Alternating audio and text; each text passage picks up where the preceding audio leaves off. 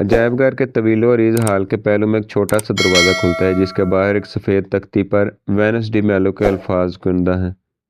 Venice کے اس مجسمے کی شہرت مونالیزا کی تصویر سے کسی طور کم نہیں۔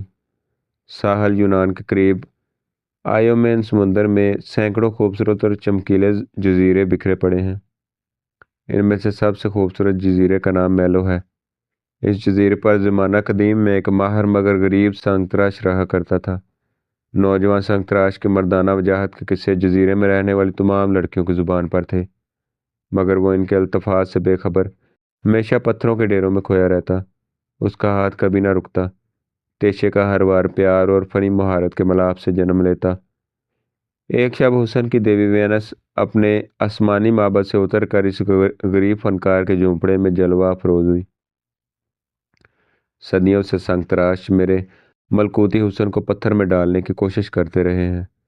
وینس مبہوت کھڑے سنگ تراش سے گویا تھی۔ وہ سب ناکام رہے، اس لیے نہیں کہ وہ فنی مہارت سے عاری تھے، بلکہ اس لیے کہ انہوں نے مجھے ہمیشہ احترام کی نظروں سے دیکھا، صرف ایک دیوی کے روپ میں۔ اس طرح ان کے بنائے ہوئے مجسمے پاکیزگی اور روحانیت کا مظہر تو بن گئے، لیکن ان میں میرے نسوانی حسن کا کوئی پہلو نمایاں نہ ہوا۔ میں حسن کی دیوی ہونے کے علاوہ ایک عورت بھی ہوں۔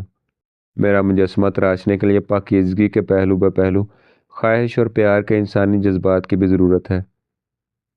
پورے یونان میں میری نگاہ انتخاب تم پر پڑی ہے۔ تم ایک ایسا مجسمہ تراشو گے جس میں دیوی کے علاوہ ایک خوبصورت اور بھرپور انسانی خدوخال کی عورت کی حیثیت سے بھی ابھروں۔ مجھے جی بھر کے دیکھ لو۔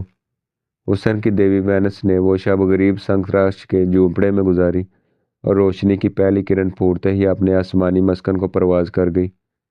اس کے جاتے ہی سنگ تراش نے تیشہ سنبھالا اور اپنی دیوی، اپنی محبوبہ وینس کے مجسمہ تراشنے کی خاطر سنگ مرمر کے ایک تودے میں کھو گیا۔ ماہ و سال گزرتے گئے، تیشے کی ہر کاٹ ایک نئے نقش کو جنم دیتی گئی۔ بالآخر مجسمہ مکمل ہو گیا۔ حسن کی دیوی وینس غسل کے بعد سمندر سے نکلتی ہوئی۔ اس کے ایک ہاتھ میں سیب تھا اور دوسرے سے وہ اپنا لبادہ تھامے ہوئے تھی، جو اس کے متناسب خدوخال سے ڈھلک کر کولوں پر اٹکا ہوا تھا۔ ایک پاکیزہ دیوی کا چہرہ اور انسانی جذبات کو ابھارنے والا ایک دلکش اور خوبصورت جسم۔ میلو کے باشندوں نے جب یہ مجسمہ دیکھا تو بے اختیار پکار اٹھے، ہم آج سے صرف وینس کی پرستش کریں گے، وہ میلو کی واحد دیوی ہوگی۔ چنانچہ ایک عظیم الشان معبد تعمیر ہوا، اور وینس کا مجسمہ ایک بلند ستون پر آویزاں کر کے اس کی پرستش شروع کر دی گئی۔ آہستہ آہستہ مجسمے کے بے پناہ حسن کا شہرہ نیلے پانیوں کے اس پار طاقتور شاہ یونان تک بھی جا پہنچا۔ اکثر جابر حکمرانوں کی طرح یونان کا بادشاہ بھی یہ برداشت نہ کر سکا کہ اتنا نادر مجسمہ چند کوس دور ایک چھوٹے سے جزیروں کے باسیوں کی ملکیت میں رہے۔ چنانچہ اس نے اہل میلو کو پیغام بھجوایا کہ مجسمہ فوراً اس کے پاس بھیج دیا جائے۔ میلو کے باشندے بھلا اپنی محبوب دیوی کی جدائی کیوں کر برداشت کر سکتے تھے؟ انہوں نے انکار کر دیا۔ ایک کوہر آلود صبح کو معبد کے اونچے مینار پر تعین پہرے داروں کی نظر نیلے سمندر پر تیرتے ہوئے شاہ یونان کے جنگی جہازوں پر پڑی۔ ان کا رخ میلو کی جانب تھا۔ پہرے داروں نے فوراً معبد کے پروہتوں کو خبر دی۔ میلو ایک چھوٹا سا جزیرہ ہونے کی حیثیت سے طاقتور شاہ یونان کے حملے کی تاب نہ لا سکتا تھا۔ مداخلت بے سود تھی۔ ادھر اہل میلو اور پروہت ہر قیمت پر اپنی دیوی کو یونانیوں سے بچانا چاہتے تھے۔ انہوں نے ایک انتہائی کٹھن فیصلہ کیا۔ مجسمے کو اس حد تک بدصورت بنا دیا جائے کہ یونانی اسے نکارہ سمجھ کر واپس لوٹ جائیں۔ یہ کام اس غریب سنگ تراش کے سپرد کیا۔ اس نے اپنا تیشہ تیز کیا اور دل پر پتھر رکھ کر وینس کے خوبصورت بازو کاٹ کر علیحدہ کر دیے۔ ان کٹے ہوئے بازو کو بصد احترام میلو کے ساحل کے ساتھ گہرے نیلے پانی میں غرق کر دیا گیا، مگر یہ ترکیب بھی کام نہ آئی۔ کٹے ہوئے بازوؤں کی وینس کی جسمانی خوبصورتی اب بھی سحر انگیز تھی، اور یونانی اسے اسی شکستہ حالت میں اٹھا کر اپنے ساتھ لے گئے۔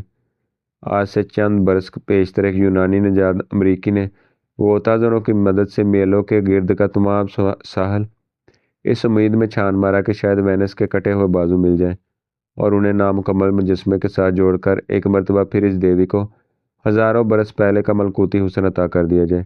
اسے ناکامی ہوئی۔ آج پاسکل اور سنان اسی دروازے کے سامنے کھڑے تھے جس کے اندر میلو کی دیوی وینس کا مجسمہ دھرا تھا۔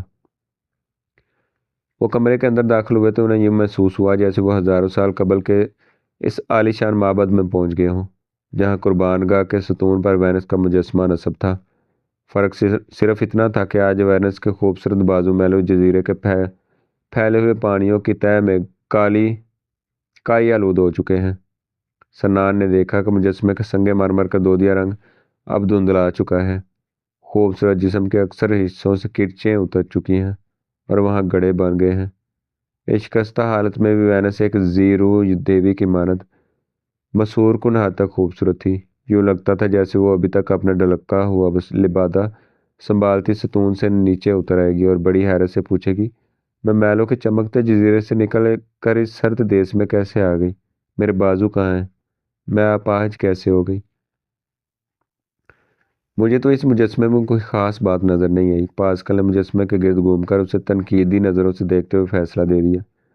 اسے دنیا کی خوبصورت ترین عورت کا خطاب دیا گیا ہے، یہاں تک کہ فرانس میں اس کے خد و خال کی پیمائش کو نسوانی جسم کے تناسب کا آخری معیار قرار دے کر ایک مقابلہ حسن بھی منعقد کیا جاتا ہے۔ پھر اس نے ایک نگاہ وینس کے سڈول کولوں اور سینے پر ڈالی اور ایک ناک چڑھا کر بولی، میرے خیال میں تو وینس بے حد موٹی ہے۔ پاسکل نے آخری فقرہ رشکہ میز لہجے میں اتنی معصومیت سے کہا کہ سنان مسکرائے بغیر نہ رہ سکا۔ اس کے کندھے پر ہاتھ رکھ کر کہنے لگا، دراصل تم وینس کے خوبصورت جسم سے جلتی ہو۔ پاسکل تیزی سے پیچھے مڑی، اس کی نیلی آنکھیں جل رہی تھیں۔ وہ تھوڑی دیر خاموش رہی اور پھر روندی ہوئی آواز میں کہنے لگی، میں کیسے جل سکتی ہوں؟ وہ بھی تو میری طرح اپاہج ہے۔ پاسکل نے ایک دم چیخ کر کہا۔ سنان سکتے میں آ گیا۔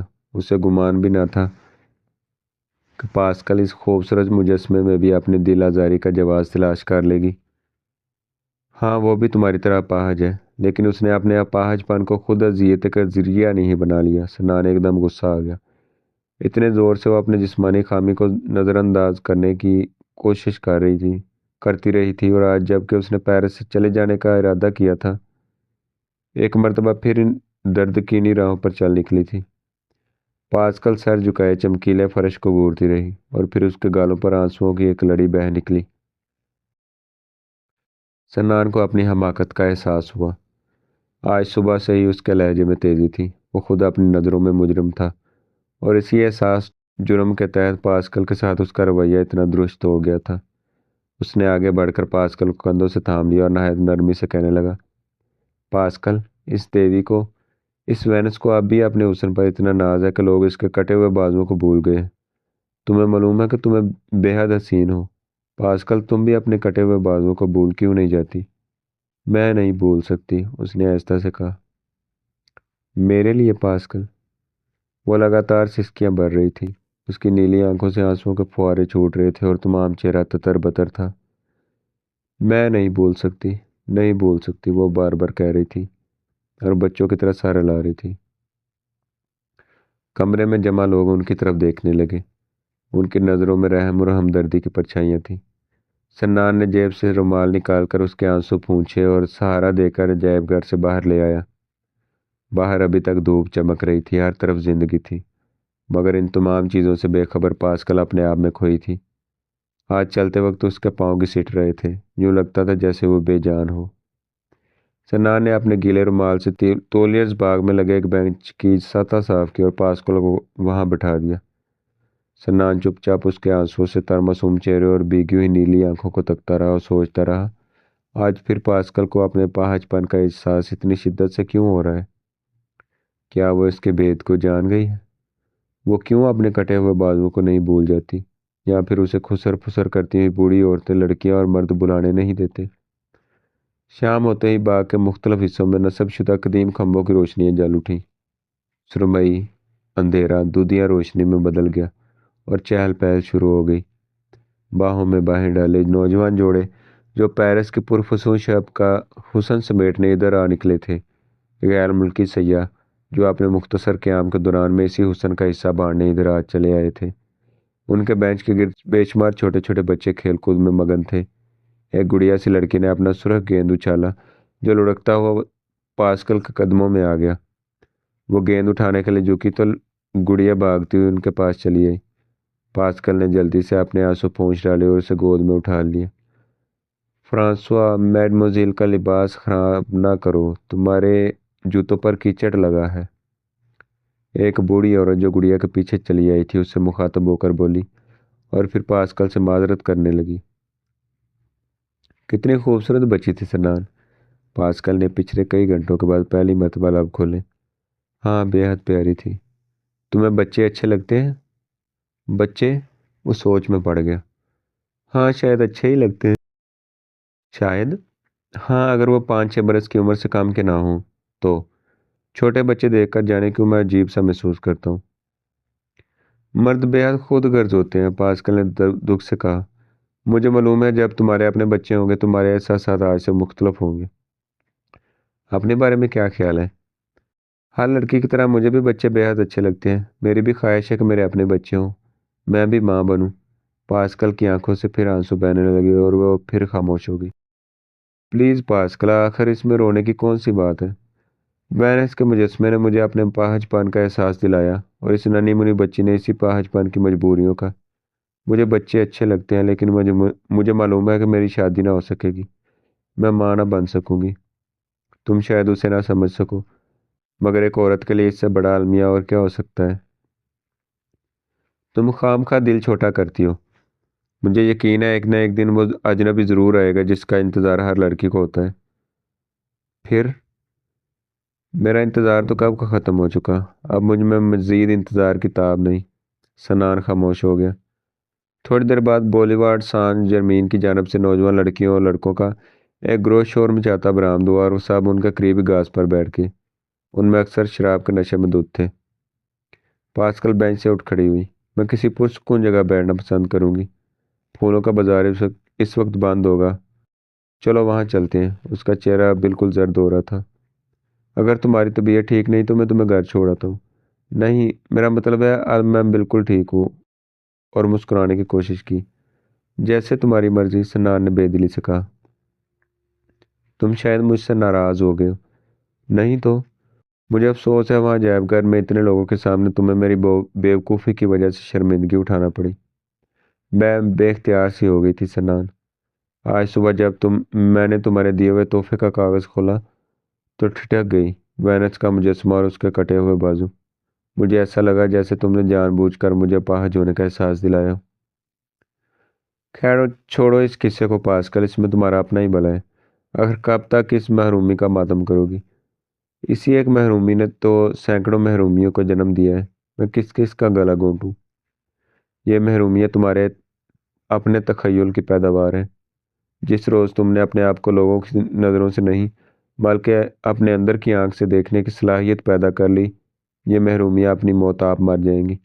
تم حسین ہو، ایک سوچنے والا ذہن رکھتی ہو، اور پھر یہاں میری موجودگی کیا تمہارے اس اندیشے کو باطل نہیں ثابت کرتی کہ لوگ اس خامی کی بنا پر تمہیں رفاقت کے اہل نہیں سمجھتے؟ تم ان سب لوگوں سے مختلف ہو سنان۔ اس دنیا میں بے شمار لوگ میرے جیسے ہی ہیں۔ تم اپنے اس خود اذیتی کے ماحول سے باہر تو جا کر دیکھو۔ فی الحال مجھے اس کی ضرورت نہیں، آؤ پھولوں کے بازار میں جا کر بیٹھتے ہیں۔ وہ تولیرز کے وسیع باغات میں سے چلتے ہوئے پھولوں کے بازار میں آ گئے۔ سنان کو یاد آیا کہ ابھی کل صبح ہی تو انہوں نے وہاں سے مچھلیاں پکڑنے کا سامان خریدا تھا، لیکن ایسا لگتا تھا جیسے اس بات کو برسوں بیت چکے ہوں۔ پاسکل کا سفید لباس، سین کے پانی میں تیرتی ہوئی ساکن کنڈیاں، جانے کب کی بات تھی۔ آج شب پھولوں کے انباروں سے بھرے ہوئے لکڑی کے کھوکھے بند پڑے تھے اور پورا بازار ویران تھا۔ سنان نے اپنی گھڑی پر نظر ڈالی۔ 8 بجنے کو تھے اور اسے باہر صورت 10 بجے تک اسٹیشن پہنچ جانا چاہیے۔ وہ جانی کی پارٹی کے بارے میں یکسر بول چکا تھا۔ اس نے فیصلہ کیا کہ اب اسے ہر صورت پاسکل کو اپنی روانگی کے بارے میں بتا دینا چاہیے، ورنہ وہ پورے وقت اسٹیشن پر نہ پہنچ سکے گا، اور اگر آج پیرس سے نہ جا سکا تو ہو سکتا ہے کل بھی نہ جا سکے، آئندہ کبھی بھی نہ جا سکے۔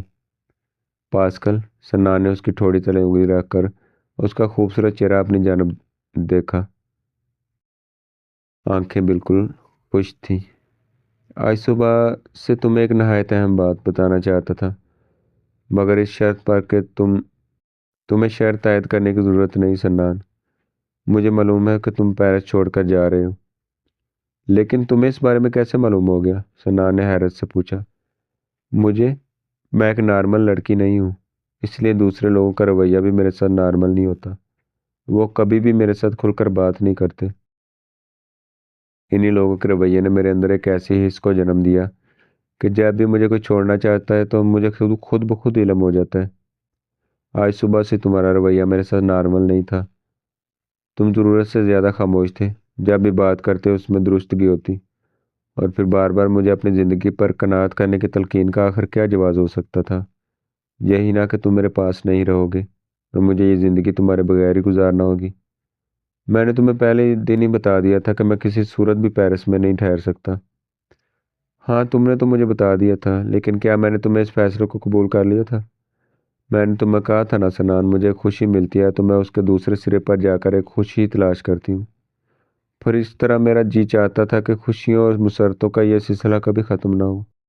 انسان اپاہج ہو یا نارمل، اس کی فطرت تو نہیں بدلتی۔ مجھے تم سے کوئی شکایت نہیں۔ تم نے کبھی بھی مجھ سے کوئی وعدہ نہیں کیا۔ میں نے ان چند دنوں میں جہاں اتنی خوشی تھی وہاں تم سے جدائی کا خیال بھی میرے ذہن میں کانٹے کی طرح پیوست تھا۔ میں نے اس کانٹے کو نکال دینے کی بہت کوشش کی، میں کامیاب نہیں ہو سکی۔ میں اپنے آپ کو تم سے جدائی کے لیے تیار نہیں کر سکی۔ کتنے بجے جا رہے ہو؟ غرناطہ جانے والی گاڑی رات 10 بجے پیرس کے اسٹیشن سے چلتی ہے۔ پاسکل، سوچو تو صحیح، مجھے آخر ایک روز تو یہاں سے جانا ہی تھا۔ وہ احساس ندامت تلے دبا جا رہا تھا۔ تم بھی ٹھیک کہتے ہو، اور ادھر میں بھی یہ نہ سوچ سکی کہ تم ایک سیاح، اور سیاح کسی قسم کے بندنوں کو برداشت نہیں کر سکتا، اور پھر اپاہج بندنوں کو۔ میں نے ساری عمر ایک مفرور مجرم کی مانند لوگوں کی نظروں سے بچنے میں گزار دی۔ میں کسی پر بھروسہ نہ کر سکی تھی، ممکن ہی نہ تھا۔ اور پھر میں نے اپنی ایک علیحدہ دنیا بسا لی جس میں صرف خوابوں کے لوگ بستے ہیں۔ تم نے خواب کی اس دنیا میں مجھے نکال کر باہر لا کھڑا کیا۔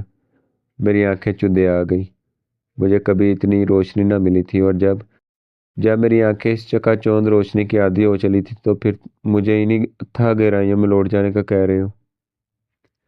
تم اب کبھی ان اتھاہ گہرائیوں میں نہیں ڈوبو گی، تم کبھی بھی ان خوابوں کی دنیا میں واپس نہیں جاؤ گی۔ تم نے دیکھ لیا ہے کہ تمہیں دیکھ کر کسی بوڑھی عورت نے خسر پھسر نہیں کی، کسی نوجوان لڑکی نے ناک بو نہیں چڑھائی، اور کسی مرد نے میری عقل پر ماتم نہیں کیا۔ تمہارا خوف بے بنیاد ثابت ہوا۔ تم نہیں دیکھ رہے تھے سنان، مگر میرے جسم کو ان لوگوں کی نگاہوں کی تیز سوئیاں چھید رہی تھی، اور یہ سوئیاں میرا مقدر بن چکی ہیں۔ انہیں میرے جسم سے نوچ پھینکنے کے لیے اب کوئی شہزادہ نہیں آئے گا۔ میں ایک مرتبہ پھر رحم اور ہمدردی کے جذبات کی بھکاری بن جاؤں گی۔ پاسکل، سنان کی آواز شدت جذبات سے رند گئی۔ پلیز ایسی باتیں نہ کرو، میں چند روز اور بھی ٹھہر سکتا تھا، لیکن اگر میں آج نہ گیا تو کبھی نہ جا سکوں گا۔ پلیز مجھے مت روکو، اور پھر چند ہفتوں میں سردیاں شروع ہو جائیں گی۔ مجھے ہر حالت میں اس سے پہلے ترکی عبور کرنا ہے، ورنہ برف گرنی شروع ہو جائے گی۔ سنان نے نظریں جھکا لی۔ اس کا دل ان تمام باتوں کی نفی کر رہا تھا۔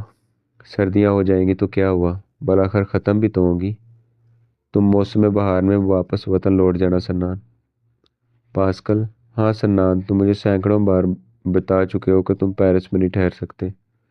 تمہیں اندلس جانا ہے، سردیوں سے پیشتر ترکی عبور کرنا ہے، لیکن میں تمہارے بغیر نہیں رہ سکتی سنان۔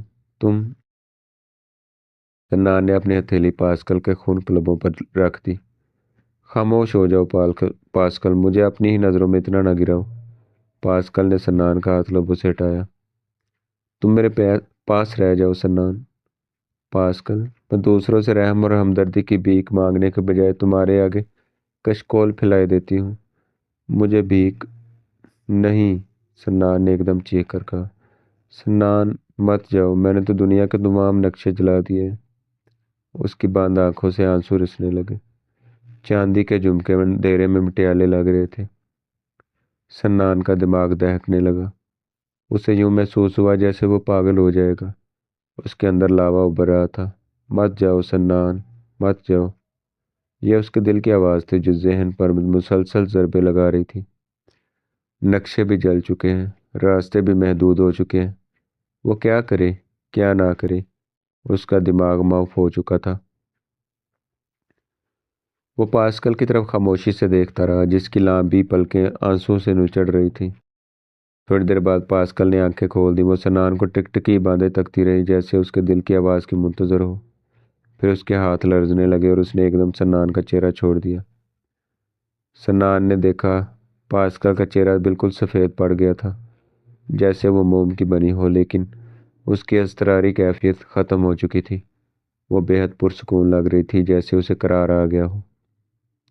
میں کتنی بیوقوف ہوں۔ اس کے لبوں پر ایک پھیکی مسکراہٹ لرزنے لگی۔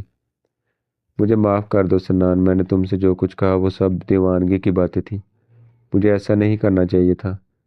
سنان بھی وہاں سے اٹھ کھڑا ہوا اور آگے بڑھ کر پاسکل کا ہاتھ تھامنے کی کوشش کی۔ وہ پیچھے ہٹ گئی۔ نہیں سنان، مجھے مت چھو، ورنہ میں پھر دیوانگی کی باتیں شروع کر دوں گی، میں پھر سے بے بس ہو جاؤں گی۔ سنان ایک مجرم کی طرح کھڑا رہا۔ تم کہہ رہے تھے کہ تمہیں سردیاں شروع ہونے سے پہلے ترکی عبور کرنا ہے۔ جب خزاں کا اخیر ہوگا تو میں اپنے کمرے کی کھڑکی میں بیٹھی فٹ پاتھ پر شاہ بلوت کے تانبے کی طرح دیکھتے ہوئے سرخ پتوں کو گرتے دیکھ کر تمہیں یاد کروں گی، اور پھر میرا درد کم ہو جائے گا۔ اس نے آہستگی سے سنان کا اپنے ہاتھ میں لیا اور اسے اپنے خون کے لبوں سے لگا لیا۔ خدا کرے تم اپنے وطن و خیریت سے لوٹ جاؤ۔ خدا حافظ۔ میں تمہیں ٹیکسی پر گھر چھوڑاتا ہوں۔ نہیں نہیں، میں ابھی دریائے سین کے کنارے جانا چاہتی ہوں، تاکہ مجھے ایک مرتبہ پھر وہاں اکیلی گھومنے کی عادت ہو جائے۔ یہ کہہ کر اس نے سنان سے منہ موڑ لیا، پھر بے حد آہستہ آہستہ پھولوں کے بازار کے درمیان چلنے لگی۔ ہر طرف خاموشی اور ویرانی تھی، صرف پتوں کی کھڑکھڑاہٹ، ان کے کچلے جانے کی سسکیاں، سوکھے ہوئے خزاں رسیدہ پتے۔ وہ بری طرح لنگڑا رہی تھی۔ وہ ایک قدیم روشنی کے کھمبے کے پاس سے گزری، اس کے چاندی کے جھمکے چمکے اور اسی لمحے پھر دھندلا گئے۔ پاسکل اس سے دور ہوتی گئی اور وہ وہیں بت برآں کھڑا اسے دیکھتا رہا۔ کھوکھوں کی خالی کتاروں کے درمیان پاسکل کا گھسٹتا ہوا خوبصورت پاؤں سوکھے پتوں کو سمیٹتا چلا جا رہا تھا۔ بازار کے سرے پر پہنچ کر وہ ایک لمحے کے لیے رکی، پھر پیچھے دیکھے بغیر دائیں ہاتھ پر دریائے سین کو جاتی ہوئی سڑک پر مڑ گئی۔ خاموشی مکمل ہو گئی۔ اجڑے ہوئے خزاں رسیدہ پتے مردہ پڑے تھے، پھولوں کا بازار دھندلا رہا تھا۔ سنان کی آنکھوں میں نمی کی ہلکی سی تہ تیرنے لگی۔ اس نے جیب سے رومال نکالا، اپنے آنسو پونچھے اور بھاری قدموں سے چلتا ہوا اپنے مکان کی طرف روانہ ہو گیا۔ جانے وہ کب اور کیسے اپنے مکان تک پہنچا؟ اس نے رک کر گھڑی کے چمکتے ہوئے ڈائل پر نظر ڈالی۔ شاید 9 بج رہے تھے۔ 10 بجے گاڑی۔ وہ تیزی سے سیڑھیاں طے کر کے کمرے میں آ گیا، اپنے بکھرے ہوئے سامان کو تھیلے میں ٹھونسنے لگا۔ اسی وقت جینی کمرے میں داخل ہوئی۔ وہ سیاہ لباس میں ملبوس تھی۔ سنان تم؟ کیا ہے؟ سنان نے ایک دم پلٹ کر اپنی جلتی ہوئی آنکھیں جینی پر جما دی۔ سنان نے تم نے وعدہ کیا تھا کہ؟ جینی کے لہجے میں خوف تھا۔ میں نے کسی سے کوئی وعدہ نہیں کیا، میں کسی کی دل آزاری نہیں کرنا چاہتا تھا۔ پھر مجھے ہر کوئی مجرم کیوں سمجھتا ہے؟ کیوں؟ جینی ٹھٹک گئی، اس کی آنکھوں میں خوف کی پرچھائیاں تھیں۔ میری سہیلیاں تم سے ملنا چاہتی ہیں، میں 8 بجے تمہارا انتظار کر رہی ہوں۔ پارٹی؟ جینی یہاں سے چلی جاؤ۔ لیکن میری پارٹی؟ چلی جاؤ، سنان دھاڑا۔ جینی چپکے سے باہر نکل گئی۔ سنان دوبارہ اپنا سامان پیک کرنے میں مگن تھا۔ پاسپورٹ، شیونگ کا سامان، تولیہ، سلیپر، رات کے سفر کے پیش نظر اس نے کوٹ کے نیچے ایک سویٹر پہن لیا۔ سفری کتابچے، سکارف، ٹائی، سفید ٹائی پر ایک ہلکا سا سرخ نشان تھا، پاسکل کی لپسٹک کا نشان۔ سنان نے ٹائی طے کیے بغیر تھیلے میں پھینک دی۔ تھیلا بند کرنے سے قبل اس نے کمرے میں ایک تائرانہ نظر ڈالی، کہیں کوئی چیز رہ نہ گئی ہو۔ پلنگ کے ساتھ تپائی پر ایک کتاب رکھی تھی، پاسکل کی دی ہوئی۔ سنان نے نہ چاہتے ہوئے ورق الٹ کر دیکھا۔ شہزادے کے نام۔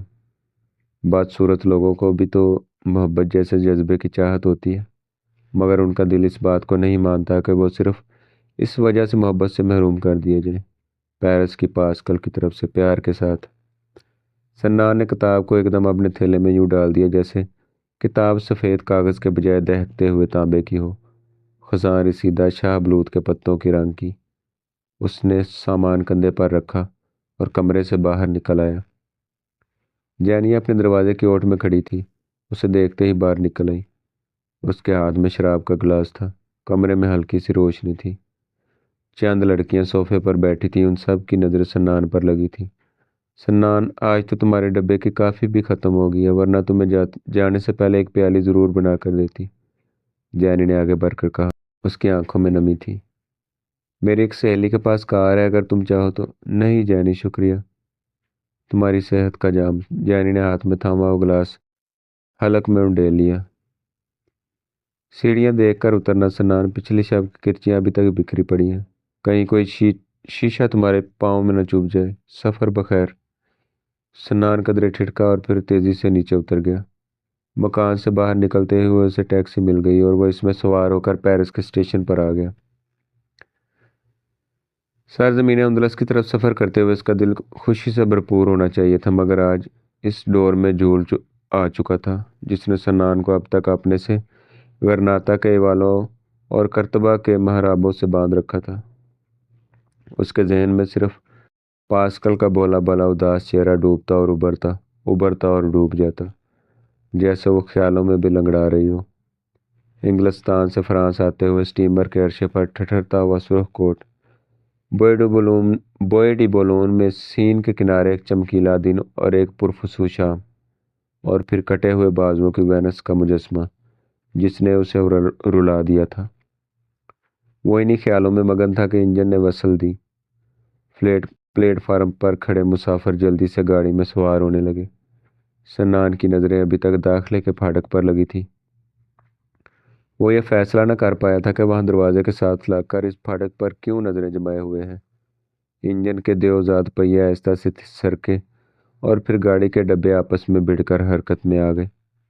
مسافروں کو الوداع کہنے والوں کا رخ اب باہر جانے والے پھاٹک کی طرف تھا۔ پلیٹ فارم خالی ہو رہا تھا، وہاں نصب روشنی کے کھمبے بھی حرکت میں تھے۔ سنان بھی اپنی نشست پر واپس جانے کے لیے پیچھے ہٹنے کا تھا کہ پلیٹ فارم کے اخیر میں ہجوم کے درمیان اسے پاسکل کا چہرہ دکھائی دیا۔ سرخ کوٹ اور چاندی کے جھمکوں کے درمیان ایک چہرہ زرد۔ وہ ہجوم کو چیرتی دونوں ہاتھوں سے لوگوں کو دھکیلتی اس انبوہ کثیر کے درمیان راستہ بنانے کی کوشش کر رہی تھی۔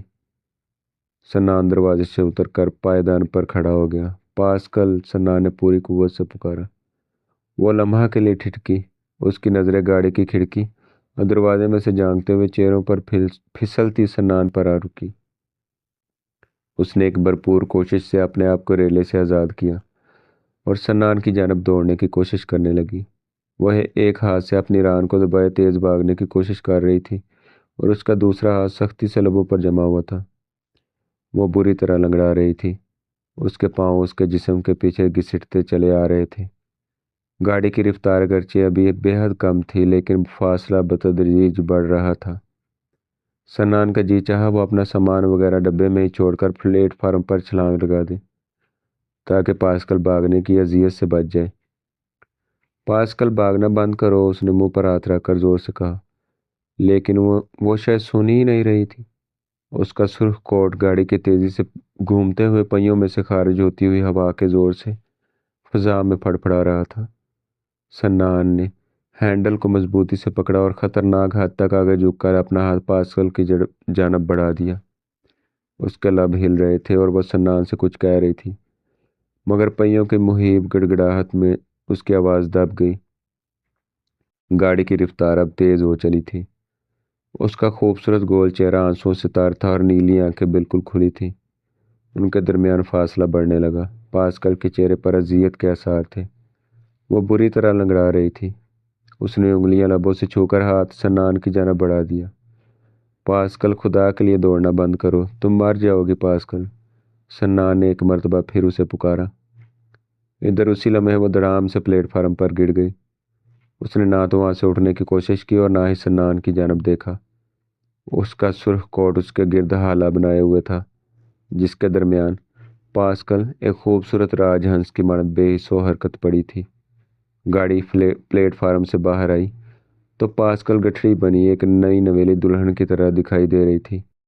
آہستہ آہستہ اس کا چہرہ دھندلا کر سرخ کوٹ میں مدغم ہو گیا اور پھر سرخ کوٹ رات کی تاریکی میں جذب ہو کر ایک نقطے کی صورت اختیار کر گیا جو بلاخر سنان کی نظروں سے غائب ہو گیا۔